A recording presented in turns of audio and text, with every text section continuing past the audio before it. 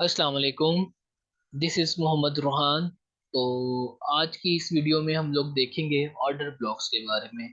तो आप लोगों ने भी मार्केट में एक बड़ा पॉपुलर वर्ड है ये हम लोगों के पास फॉरेक्स मार्केट में स्टॉक में ऑर्डर ब्लॉक ट्रेडिंग स्ट्रेटेजी ये वो। तो बेसिकली हम आज इसको सबसे पहले देखेंगे चार्ट पे। मैं मेरा तरीका भी यही है कि मैं सबसे पहले आपको कंसेप्ट क्लियर करता हूँ, बाद में आपको चार्ट के ऊपर लेकर जाता हूँ और आपको उसकी प्रैक्टिकल एग्जांपल समझाता हूँ। तो ऑर्डर ब्लॉक को समझने के लिए इस वीडियो में जस्ट हम थ्योरेटिकल देखेंगे कि ऑर्डर ब्लॉक है क्या, उनको हमने किस किस पॉइंट पे फाइंड आउट करना है और मार्केट दोबारा उन पॉइंट्स के ऊपर वापस क्यों आती है। तो ऑर्डर ब्लॉक हम लोगों के पास बेसिकली वो एरिया होता है। देखें, सबसे पहले ना एक चीज को समझ लें, उसका नाम है हम लोगों के पास स्मार्ट मनी। इस चीज को हम लोग अंडरस्टैंड कर लें तो हम लोगों के पास काफी ज्यादा कंफ्यूजन क्या होंगी जी दूर हो जाएंगी। ऑर्डर ब्लॉक भी हम लोगों के पास एसएमसी का एक मेथड ही है जिसके थ्रू हम लोग क्या करते हैं, ट्रेड लेते हैं। तो सबसे पहले हम लोग देखते हैं स्मार्ट मनी है क्या। अब स्मार्ट मनी में क्या है जी, आपके पास बैंक्स आ जाते हैं, लार्ज बैंक्स कह लें, वो इंस्टीट्यूट कह लें, जिनके पास मिलियंस ऑफ डॉलर्स या बिलियंस ऑफ डॉलर्स पड़े हैं, जो कि ये ताकत रखते हैं कि मार्केट को किसी भी एक पर्टिकुलर डायरेक्शन में क्या करवा दें, मूव करवा दें। उनके पास ये पावर है कि वो मार्केट को क्या कर सकते हैं, एक पर्टिकुलर डायरेक्शन में मूव करवा सकते हैं, वो अपसाइड पे भी मूव करवा सकते हैं, वही मार्केट को डाउन साइड पे भी मूव करवा सकते हैं। ठीक है। तो यानी वो लार्ज इंस्टीट्यूट जिनके पास सरमाया बहुत ज्यादा तादाद में अवेलेबल है, तो उनको हम लोग आमतौर पे स्मार्ट मनी देते हैं। वो बैंक्स भी हो सकते हैं, सेंट्रल बैंक्स भी हो सकते हैं, कुछ अरबपति शख्सियात भी हो सकती हैं और हेज फंड भी हो सकते हैं। ठीक है। तो सबसे पहले देखते हैं ऑर्डर ब्लॉक। अब जब भी स्मार्ट मनी डिसाइड करती है मार्केट को उसने किसी एक अपर डायरेक्शन में मूव करवाना है या फिर डाउनवर्ड डायरेक्शन में मूव करवाना है, अब स्मार्ट मनी जाहिर बात है ऐसे रैंडमली किसी भी एरिया पे अपने ऑर्डर्स प्लेस नहीं करती। अब इनके पास जाहिर बात है बिलियंस ऑफ डॉलर रुपीज में पड़े हैं। तो अब वो क्या करते हैं, उनके पास अच्छा खासा टेक्निकल नॉलेज होता है। वो एक ऐसी जगह का इंतखाब करते हैं जहाँ पे वो बाय करें या फिर चीज को सेल करें तो वो मैक्सिमम क्या कर सके, प्रॉफिट गेन कर सके। तो वो किसी एक एरिया को सिलेक्ट करते हैं जो उनके लिहाज से क्या होता है कि जहाँ पे वो मैक्सिमम प्रॉफिट को क्या कर सकते हैं, गेन कर सकते हैं। तो वो वहां पे अपने लेट्स सपोज बाय के ऑर्डर थे, वो अपने बाय के ऑर्डर क्या कर देंगे, उस एरिया पे अपने ऑर्डर्स को प्लेस करना स्टार्ट कर देंगे। ठीक है। वो एक ही एरिया पे अपने तमाम के तमाम ऑर्डर्स को प्लेस नहीं करेंगे। कुछ ऑर्डर्स एरिया के, यानी आप कह लें कि एरिया एक ही होगा इन जेनेरिक, लेकिन कुछ पॉइंट्स ऊपर नीचे हो सकते हैं। ठीक है। वो अपने नंबर ऑफ ऑर्डर्स को क्या करेंगे, ये सारे जिस तरह मैंने ये नंबर ऑफ ऑर्डर्स हैं स्मार्ट मनी के अपने, 1 2 3 4 5 6 7 8 9 10 साल, ये काफी ज्यादा ब्लॉक की फॉर्म में होंगे, इसीलिए हम इसको ऑर्डर ब्लॉक कहते हैं। ऑर्डर और ब्लॉक यानी उनके ऑर्डर्स का ब्लॉक है। अब वो अपने ऑर्डर्स को प्लेस कर देंगे और मार्केट क्या करके एक पर्टिकुलर डायरेक्शन में मूव कर जाएंगे। लेकिन दूसरा पॉइंट क्या है, when market move in that direction some of their order are not execute. जब भी मार्केट क्या करती है कि इंपल्सिव मूव लेती है, यानी यकदम एक डायरेक्शन में मूव करती है, वो करती किस वजह से, वो स्मार्ट मनी के ऑर्डर्स की वजह से करती है। जब भी मार्केट एक इम्पल्सिव मूव देती है, एक डायरेक्शन में मूव कर जाती है, लेट्स सपोज यहाँ पे ये ऑर्डर था, ये ऑर्डर था, ये ऑर्डर थे, ये सारे ऑर्डर थे।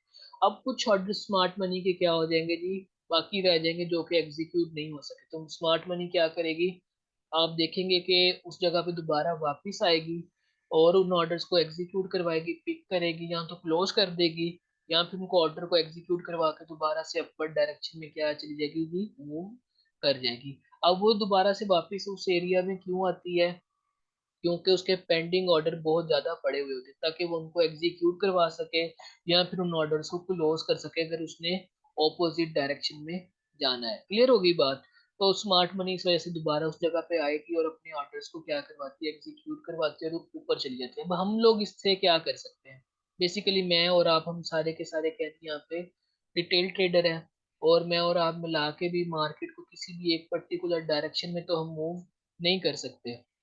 तो कुछ भी हम लोग काम ये इस तरह का नहीं कर सकते। तो स्मार्ट मनी मूव करते हुए हम लोग क्या करेंगे, जिन पॉइंट्स पे हमें लगेगा कि मार्केट क्या की है, इंपल्सिव मूवमेंट दी है मार्केट ने, तो हम उन पॉइंट्स को एज अ सप्लाई हम लोग उन पॉइंट्स को क्या करेंगे जी, ड्रॉ करके रख लेंगे। ठीक है। जब मार्केट वापस उन पॉइंट्स के ऊपर आएगी, हम अपनी ट्रेड को क्या करेंगे, एग्जीक्यूट करेंगे। लेकिन एक चीज मैं बता दूं, आपने जो एरिया ड्रॉ किया ऑर्डर ब्लॉक उस पर आपने कभी भी ट्रेड को ब्लाइंडली एग्जीक्यूट नहीं करना। ब्लाइंडली हम अपनी ट्रेड को कभी भी उस एरिया के ऊपर एग्जीक्यूट नहीं करेंगे। ये कभी भी नहीं होगा कि हमारी मार्केट गई और इस एरिया पे, यहाँ पे जिस तरह एग्जांपल में मैं आपको बता रहा हूँ, ये अपर डायरेक्शन में गई, एक हायर हाई बनाया, एक न्यू हायर हाई में दोबारा वापस आई, जैसे इस पॉइंट पे ऊपर आई मैंने अपनी क्या कर दी थी, ट्रेड को एग्जीक्यूट कर दिया। नहीं, मैं बिल्कुल भी ऐसा नहीं करूंगा। अब मैं ऐसा इसलिए नहीं करूंगा कि हो सकता है कि यहाँ से मार्केट क्या चल जाए जी, अपना डाउनवर्ड डायरेक्शन में मूव कर जाए। क्लियर हो गई बात। अब इसके पीछे कुछ और भी थ्योरी है, अगर उसको मैं बात करूँ ना, तो वो कुछ इस तरह की आपकी ऑलमोस्ट थ्योरी बनती है कि ये हम लोगों के पास बनती है कि अब होता क्या, स्मार्ट मनी, कुछ लोग कहते हैं कि अपने ऑर्डर्स जब भी उन्हें देखें, मार्केट में एक ये पॉइंट ड्रॉ कर लेता हूँ जिसपे एक बैंक चाहता है कि वो अपने ऑर्डर्स को क्या करे, एग्जीक्यूट करे।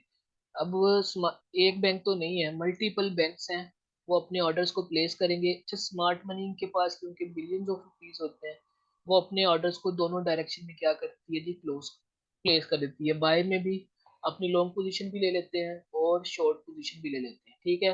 अब एक तो स्मार्ट मनी नहीं है, एक तो बैंक इन्वॉल्व नहीं है, या एक हेज फंड तो इन्वॉल्व नहीं है बाय और सेल में। अब कोई भी बड़ा इंस्टीट्यूट है वो अपनी दोनों पोजीशन ले लेता है। जब मार्केट अब जिस उस डायरेक्शन में मूव करती है जिस डायरेक्शन में नंबर ऑफ बैंक्स ने क्या किया कि अपने ऑर्डर्स प्लेस कर दिए गए हो, अब उनके कुछ ऑर्डर, लेट्स सपोज करते हैं कि इस सिनेरियो में मार्केट अपर डायरेक्शन में जा रही थी, उनके ऑर्डर्स बाय के थे, मार्केट अपर डायरेक्शन में चली गई। अब क्या होगा कि उनके जो ऑर्डर्स पड़े हुए होंगे कहाँ पे, इस जगह के ऊपर पड़े हुए होंगे, तो उन्हें भी एग्जीक्यूट करने के लिए लाया जाएगा। तो उन्हें क्लोज किया जाएगा। ये हम खैर मिटिगेशन ब्लॉक में पढ़ेंगे। ऑर्डर ब्लॉक आपको उम्मीद है कि ये कुछ थ्योरिकल पर्सपेक्टिव में ये आपको समझ चीज आ चुकी होगी। तो उसके बाद हम लोग चलते हैं चार्ट के ऊपर डायरेक्टली, और नेक्स्ट वीडियो में हम इसकी स्ट्रेटेजीज देखेंगे ऑर्डर ब्लॉक को फाइंड करने की, किस तरह से इन्हें ऑर्डर ब्लॉक पे ट्रेड लेनी है। अच्छा, एक चीज और बता दें, देखें ये भी आपको क्या लग रहा है, एक लार्ज टाइम फ्रेम लग रहा है जिसके ऊपर आपको क्या नजर आ रहा है जी, हम लोगों को यहाँ पे, एक मिनट इसे डिलीट कर, अब ये देखें, ये लार्ज टाइम फ्रेम में ऐसे तब मार्केट एक कैंडल लेट्स सपोज करती है 4 आवर का था, लेकिन अब आपको क्या लगेगा जब शॉर्ट टाइम फ्रेम पे जाएंगे ना, मार्केट आएगी शॉर्ट टाइम फ्रेम में इस तरह से वापस होती नजर आएगी, किसके ऊपर, हमारे ड्रॉ किए हुए सूट पे। अब जैसी वो आएगी, जिस जगह पे वो अपना ब्रेक ऑफ स्ट्रक्चर देगी, इस जगह पे जिस जगह पे मार्केट अपना ब्रेक ऑफ स्ट्रक्चर देगी, दोबारा से उसे रिटेस्ट करेगी, फिर हम क्या लेंगे, ऑर्डर ब्लॉक ड्रॉ किए हुए पॉइंट पे एंट्री लेंगे, अदरवाइज हम अपनी एंट्री नहीं लेंगे। क्लियर हो रही बात।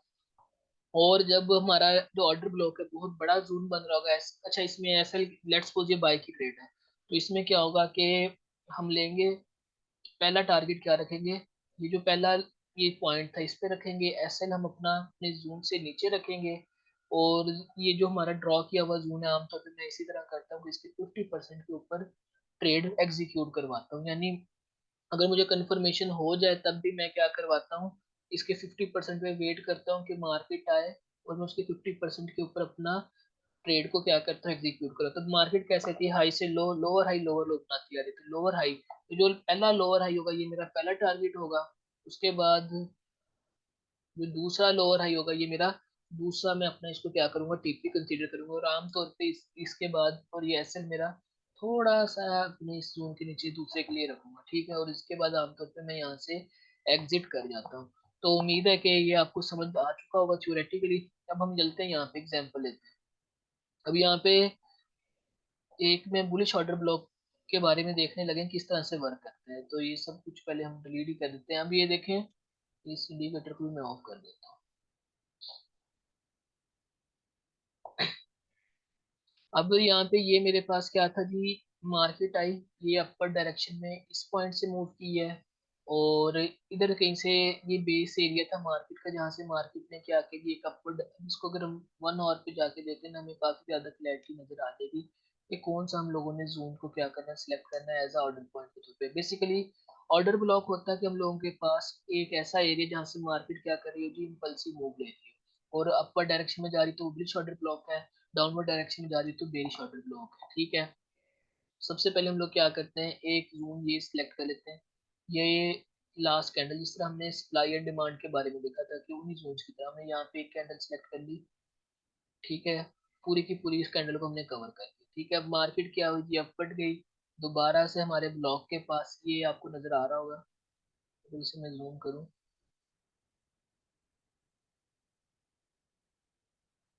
दोबारा से क्या हुआ जी, इस ब्लॉक के पास आई है और अपवर्ड डायरेक्शन में चली गई। यानी इसको अगर हम देखें तो ये अच्छी खासी मूवमेंट दी है मार्केट। ये हमने जोन ड्रॉ कर लिया क्योंकि इस जोन से ये मार्केट, अगर लेफ्ट साइड पे देखें तो मार्केट क्या थी, डाउन ट्रेंड में थी। अब हमें क्या करना था, लास्ट ऑपोजिट कैंडल को मार्क करना था। अब ये मार्केट ने इस जगह पे क्या दिया जी, ब्रेक ऑफ स्ट्रक्चर दिया है मार्केट की इस कैंडल ने, ठीक है। तो ब्रेक ऑफ स्ट्रक्चर दिया और मार्केट क्या कर गई है जी, अपर डायरेक्शन में मूव कर गई है। तो जो लास्ट डाउनवर्ड कैंडल क्लोज हुई, अब ये डाउन कैंडल कौन सी क्लोज हुई थी, ये वाली। इस सारी की सारी कैंडल को मैंने क्या किया है, मार्क कर लिया है। ये ब्रेक ऑफ स्ट्रक्चर था मेरे पास, इस जगह पे इधर हुआ है। अब इससे ड्रॉ कर लिया इस जोन को, मार्केट इस जोन पे दोबारा यहाँ पे आपको नजर आ रहा है, ये आपको मैं बड़ा जूम करके दिखाता हूँ। अपवर्ड के दोबारा से इस ऑर्डर ब्लॉक वाले जोन पे आई है मार्केट और अपर डायरेक्शन में क्या कर गई है जी, ये मार्केट अपनी मूवमेंट दे दी है ये वाली जगह। क्लियर होगी बात आपको। तो इसी तरह से हम यहाँ पे देखते हैं, ये एक और ऑर्डर ब्लॉक था यहाँ पे। अब मार्केट यहाँ से इंटेंसिवली, अब ये देखिए मार्केट ने ये इधर से ब्रेक ऑफ स्ट्रक्चर, क्लियर होगी बात। अब मार्केट ने यहाँ पे क्या किया, एक ब्रेक ऑफ स्ट्रक्चर दिया है और ब्रेक ऑफ स्ट्रक्चर देने के बाद मार्केट इस टाइम फ्रेम पे दोबारा से हमारे ड्रॉ किए हुए जोन के ऊपर आई है। जोन के ऊपर आके अपर डायरेक्शन में गई है, यानी मोमेंटम शिफ्ट की। हम दोबारा रीटेस्ट होने का वेट करेंगे और फिर हम लोग क्या लेंगे जी, बाय की एंट्री लेंगे। और ये देखें बाय कितनी बड़ी मार्केट ने हमें बाय की अपॉर्चुनिटी प्रोवाइड की है। ये यहाँ पे बाय दी है, यहाँ पे इसने सबसे पहला यहाँ पे क्या किया था, मार्केट ने इस जगह पे आके मोमेंटम शिफ्ट दी है। यानी ये जगह पे आपको नजर आ रहा होगा, high low, lower high, lower लो, लोअर हाई, लोअर लो, ठीक है। तो इस लोअर हाई, इसको क्या किया मार्केट ने, इस पॉइंट को ब्रेक किया, अपर डायरेक्शन में भी दोबारा से नीचे आई है। दोबारा से कहाँ पे, जिसने ब्रेक ऑफ स्ट्रक्चर दिया इस पॉइंट पे दिया है और रिटेस्ट किया और हमने एक एंट्री ले ली बाय के लिए, ठीक है। हम वो की एंट्री यहाँ पे भी ले सकते थे, इस पॉइंट पे भी ले सकते थे, लेकिन यहाँ पे क्या था कि दूसरी रिटेस्ट के पे अगर हम एंट्री लेंगे तो वो एंट्री हम लेने के लिए क्या रहेगी जी, ज्यादा वैलिड रहेगी, ज्यादा अच्छे रिस्क एंड रिवॉर्ड रेशो के साथ हम उस एंट्री को ले सकते हैं। और ये देख रहे हैं मार्केट ने तकरीबन 100% ही हमारे जो इस जोन को क्या किया जी, फिल किया। क्यों, क्योंकि इसके ऑर्डर यहाँ पे पड़े हुए, उनको एग्जीक्यूट करवाना था, क्लोज करने का, मार्केट आई है और चली गई। अब ऐसे कहाँ पे रखते हैं हम अपने, इस जोन के नीचे रखते हैं। और टीपी मैंने आपको पहले बताया था, पहला टीपी क्या होगा, इस केस में क्या बनता था हमारा पहला टीपी, ये। उसके बाद सेकंड जो टीपी था हम लोगों के पास, ये। और हल टीपी, फिर ये हमारे पास जो हाई पॉइंट था, इसको हमने हल टीपी के तौर पे क्या करना था, टारगेट करना था। बेसिकली हम ओल्ड हाइज और ओल्ड लोस को अगर टीपी के तौर पे टारगेट करते हैं, क्यों, क्योंकि इनके ऊपर क्या पड़ी होती है, लिक्विडिटी होती है। तो उम्मीद है कि ये चीज़ आपको समझ आ गई होगी। तो नेक्स्ट वीडियोस में हम बाकी चीज़ें इंशाल्लाह ताला ऑर्डर ब्लॉक के बारे में कवर करेंगे।